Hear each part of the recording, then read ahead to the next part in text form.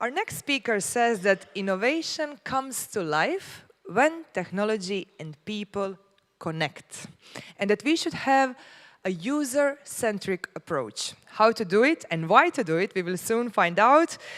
Welcome on stage, Branka Bernard.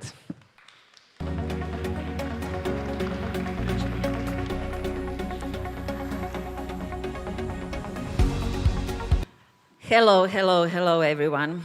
So today I'm mainly talking about the journey of education, a journey where we connect students, patients, and experts to give them tools and to give them encouragement to innovate. So how education became the center of my career now. I come from research, so there have been maybe 10, 12 years of molecular biology and then mathematical biology, but I did find my true calling in education. When I graduated molecular biology, I always still feel the pain of missing mathematics, which I was very good at and always at some competitions. Finally, I ended up studying molecular biology, but I longed to have more mathematics in my life. And I found the school for mathematical biology in a monastery in Sigüenza, away from Madrid, somewhere in the middle of nowhere. A long time ago, there was not even internet at that facility. The school was organized by European Society for Mathematical Biology, and of course it costed something, as all schools do. I had no money, so I kept writing, I really want to come to this school, but I have no money. Please accept me. They didn't respond, maybe that was bizarre for them, but I kept writing and I said, yes, come, you can come, it's okay. So I come to the monastery and we are served with some beautiful breakfast, and around me are only mathematicians. PhD students talk about their topics. I can't even understand the terminology. I know nothing what they're talking about. And I think, Branka, again, do you always have to do this to yourself? And so the lecture started, and it was maybe the birth of mathematical biology that really became very strong since then. And a lot of mathematicians were trying maybe even to survive and find their spot in more applied research. So the whole school was given around the biological topics taught to mathematicians. Each lecture started and the lecturer would ask, has anyone heard of? And I was the only one raising the hand. Nobody heard of any of the biological terms. And I saw, this just doesn't work. Like they would go through a lecture, understand nearly nothing, because it was at too high a level for them. And I felt this school really has no purpose. So in the cellar of this monastery, I started giving lessons on molecular biology before the next day of the workshop. So to prepare the mathematicians to follow the next day of workshops. And this interdisciplinary education really became now the center of my work. So today I will focus specifically on one project where, many projects have some similar ideas, but to complement what is being said here at the conference, I try to add a personal, existential component to any healthcare. And of course, innovation in healthcare needs, for it to have meaning, introduce this existential component. I will go much deeper and we'll try to understand what this entails. It all actually gained a lot of attention during the time of COVID, when we saw that loneliness, isolation, severely damaged health, that treatment alone cannot heal. Relationships also heal. So the healthcare system needs to be relational. And suddenly, there was this concept that this cannot be ignored anymore. And maybe from the shadows of the societal research came forward the researcher that studied isolation and loneliness and suddenly actually got a lot of funding. And so we do see some changes, we do see some attempts to introduce this concept into healing. And we can conclude that true healing honors what makes each life worth living. So what is the foundation? What is the theoretical concepts behind what we are trying to teach our students and what I'm trying to briefly describe today? So it focuses on fundamental challenges of finding meaning in life, taking responsibility for one's choices, and coming to terms with mortality. This is all described in an incredible book by Viktor Frankl, who is the father of existential therapy or logotherapy, Man's Search for Meaning. I highly recommend anyone who hasn't read that it reads. He was already a head of psychiatry at a very young age, a Jewish psychiatrist in Vienna, and he decided to stay in Vienna even when Nazi regime took over. He had a visa for America, but he decided that his responsibility was to stay. So he even managed to work again to save a mentally ill patient in the hospital he was working on as contrary to the dictate of the Nazi regime. But somewhere in 1942, his entire family, his wife, his parents, and him were sent to concentration camps. During the 3 years at the concentration camps, in this book that I just showed you, Man's Search for Meaning, he describes this journey, his inner journey in a sense, and how it shaped the future of therapy. The interesting thing is that when they found out that they were to be taken by the trains, they didn't know exactly in which camp that would be, people tried to hide some of their possessions. So usually this would be a gold or some jewelry. They hoped that they would help them once they reached this horrific destination. However, he began writing the manuscript of the basis of his therapeutic approach, Doctor and the Soul. So for him, this was the most important thing. So he saw it under his coat and hoped to, the only thing that he brought from his former life. At the very entrance of the camp, all the prisoners were stripped from their clothes and things were burned in front of them. So the manuscript was at that time gone. And then he observed and he recalls these 3 years in the concentration camp. And he says, these are all the quotes from the book, "We who lived in concentration camps can remember the men who walked through the huts, comforting others, giving away their last piece of bread. They may have been few in numbers, but they offer sufficient proof that everything can be taken from a man but one thing, the last of freedoms, to choose one's attitude in any given set of circumstances, to choose your way." And then he continues with developing these ideas, and he says that we need to stop asking about the meaning of life and think instead, because the concept itself is, let's say, unreachable, meaning of us as a species.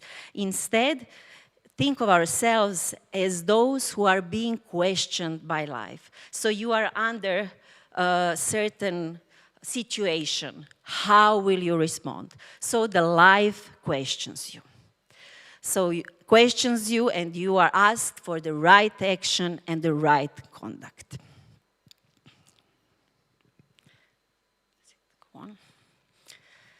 And finally, the way in which man accepts his fate and all the suffering it entails, the way in which he takes up his cross, so suffering, no matter how hard it is, gives him ample opportunity, even under the most difficult circumstances, to add a deeper meaning to his life. And it is this meaning, the lack of meaning, that hinders healing, that hinders recovery in so many cases. And he says that the fact that his book has been so long bought and republished as a bestseller talks about our time and our need to find the meaning. So we work with the students of who will become nurses, who will become physiotherapists, who are psychologists, and who are even theologists on basic concepts: freedom of will, freedom to meaning, and the meaning in life. So we do not choose the circumstances, we choose how we act. And the meaning is in the way we respond to our suffering. And doesn't matter how difficult life is, there is always a meaning. At the end, I will try to lead you through a little exercise when we can experience these concepts ourselves. And so how these ideas are actually set in practice. So we see now that at Oxford Health NSH, we actually have a Center for Spirituality and Well-being, when doctors are trained to approach patients with the questions, not perhaps how are you or how do you feel, but what gives you strength in your life. So regardless of the circumstances, what will be the source of strength for you to go through the life? There is an entrepreneurial example where you have these little robots that address connection of the kids that are sick and cannot participate in the classrooms. They mimic, so the kid is directly connected, a unique login to the classroom. If they are well enough at home to follow, they can ask questions, they can raise hands, and in this way they are connected to their peers. So there is several robots per school, and who the kid is sick can follow in this way the task. So there is a lot of entrepreneurial potential. And of course, as scientists, we try to see whether there is really research that proves that the outcomes or some scales that we measure about the well-being are enhanced when receivers, not necessarily only patients, but also caregivers, let's say of people with dementia that are under enormous stress, receive logotherapy. So we have studies that clearly show how much their life is improved by such logotherapy practices.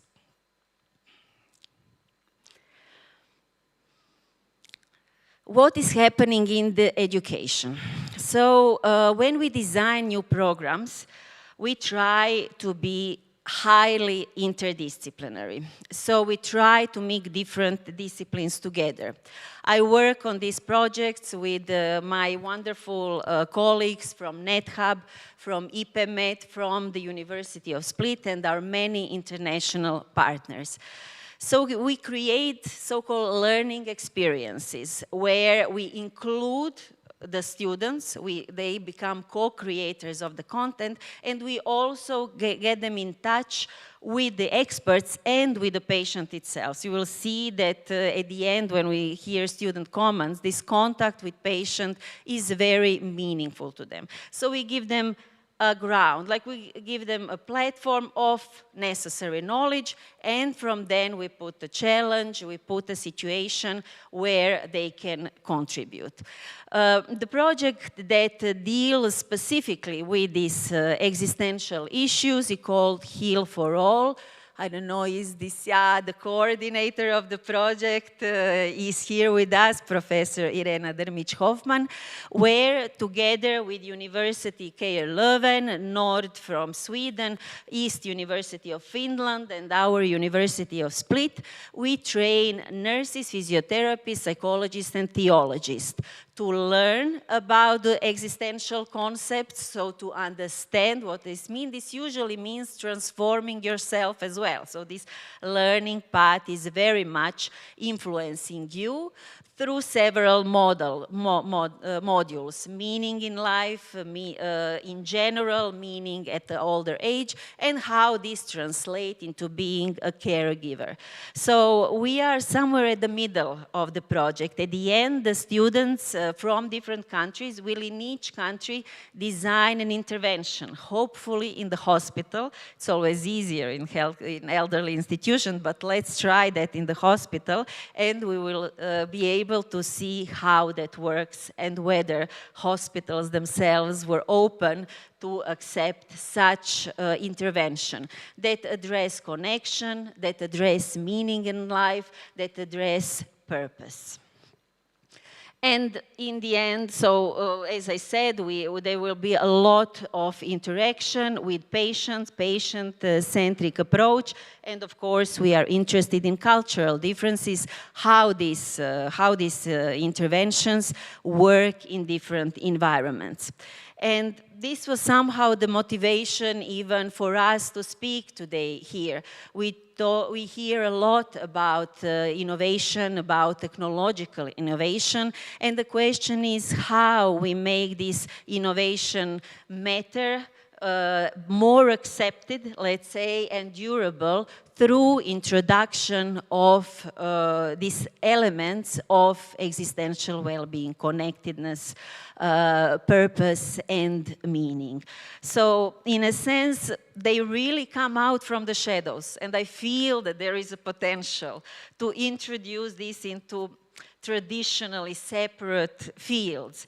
This intervention in the hospital, I wrote against the wishes of the professor of Leuven in Finland. And I said, no, this is impossible. And they said, we'll never get a project unless we promise that we'll do something in the hospital.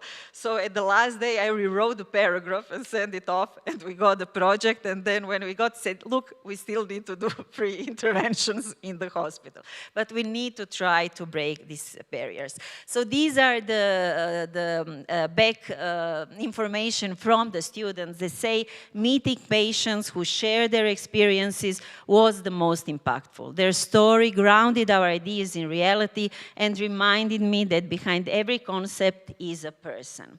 The sense of achievement at the end, when we presented our group ideas, these are now the comments from eSleep that just finished, was deeply satisfying. I felt proud not only of the work we produced, but also of the personal growth and experience along the way.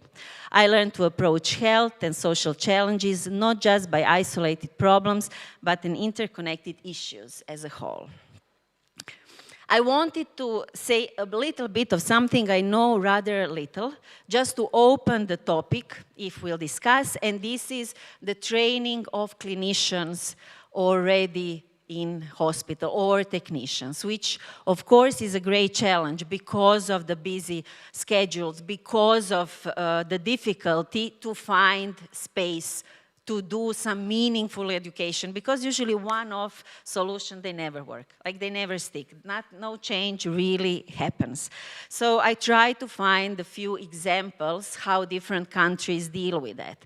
So in Netherlands, they have a dedicated, if you look at your work time, you have dedicated 10% of your time, that is for learning. So this is in description of your job. In Sweden, you can negotiate how much education you will get before signing to enter a hospital. So you negotiate, yes, I want that part of my contract allows me that I educate myself further. So this is definitely something that is very important, and again, providing meaningful education is really challenging, and I see there a great potential.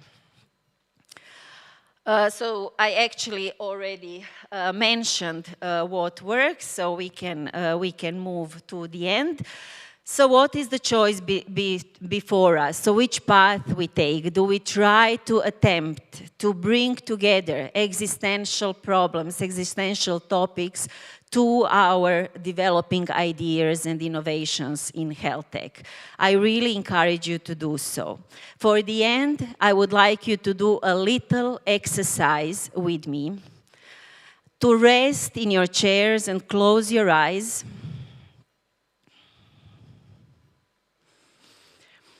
And to think of a moment in your life that was really challenging.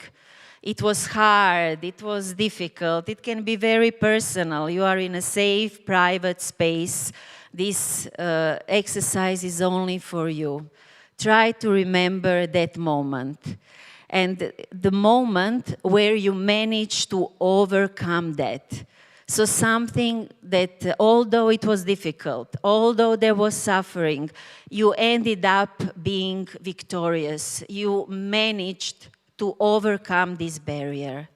Let this feeling in yourself and let it spread now through the room so that we can together face the challenges ahead of us. So in Viktor Frankl's way, suffering is somehow not a punishment. It is opportunity to find the truly heroic part of ourselves. And if we lead a comfortable life, we'll never even get a chance to do something truly heroic.